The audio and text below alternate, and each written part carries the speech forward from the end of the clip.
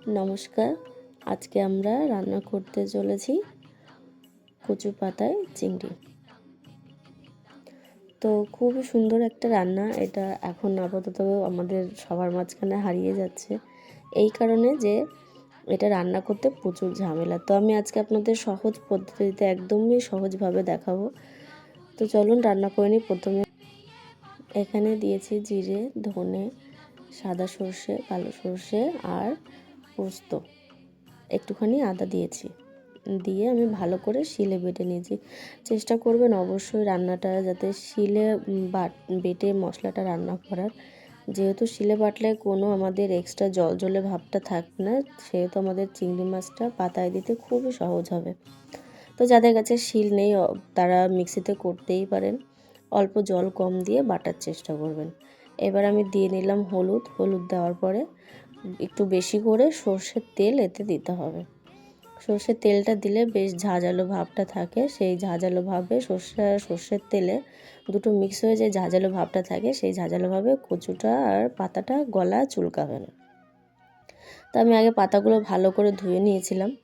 ধুয়ে নিয়ে যে বাজারে বিক্রি হয় দেখবেন বান্ডিল করে 10 টাকা 20 টাকা করে বান্ডিল নেয়, ওই কচু পাতাতে ভালো হবে, কেননা এই কচুটা দুধমান কচুর পাতা থাকে, দুধমান কচুর পাতাতে গলা চুলকায় না।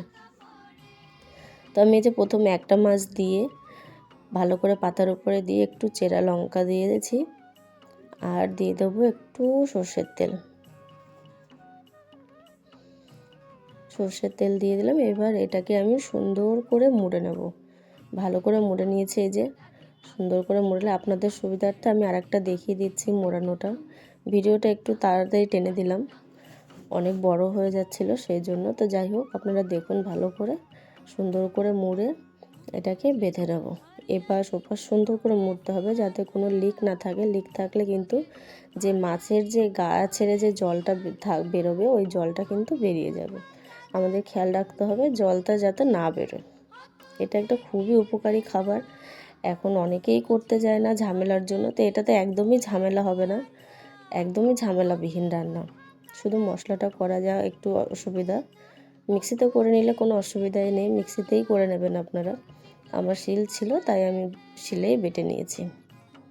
আর শিলে বাটলে বেশ একটা আগের মতন ফিল আসে, সেই টেস্টটা পাওয়া যায়, অরিজিনালি যে টেস্টটা সেই টেস্টটা পাওয়া যায়। তো যাই হোক, এই যে আমি সুন্দর করে বেঁধে নিলাম। ভালো করে বেঁধে নিতে হবে যাতে কোনো দিক দিয়ে লিক না হয়।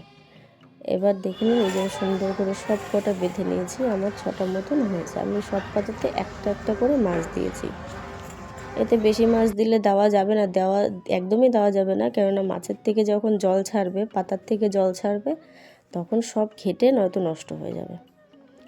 তো আমি একটা ফ্রাইং প্যান বসিয়ে নিয়েছি, ফ্রাইং প্যানের উপরে হালকা তেল দিয়েছি অল্প করে। এবার আমি সব মাছগুলো আস্তে আস্তে করে পাতিয়ে দেবো একটা একটা করে, যাতে এমনভাবে পাতাতে হবে যাতে আমি পরে উল্টাবো যখন, তখন আমার সুবিধা হয়। সুন্দর করে পাতিয়ে নিলাম, পাতিয়ে নিয়ে আমি ঢেকে দিয়েছি। এবার এই ঢাকাটা থাকবে প্রায় 5 থেকে 7 মিনিট ঢাকবেন, ঢেকে মিডিয়াম টু লো আছে এটাকে হবে। এই যে দেখুন মিডিয়াম টু লো আছে, 5 থেকে 7 মিনিট হওয়ার পরে এই যে আমার পুরো ব্যাপারটা এরকম হয়েছে। এবার হওয়ার পরে আমি এবার আস্তে আস্তে এগুলোকে উল্টাবো। এই একবারই উল্টাতে হবে, আর কোনো উল্টানোর দরকার নেই, এই একবার উল্টে দিলেই হয়ে যাবে। দেখুন এই যে আস্তে আস্তে খুন্তি দিয়ে সাবধানে উল্টাতে হবে, একটু সময় নিয়ে করবেন যাতে পাতাগুলো না ভাঙে।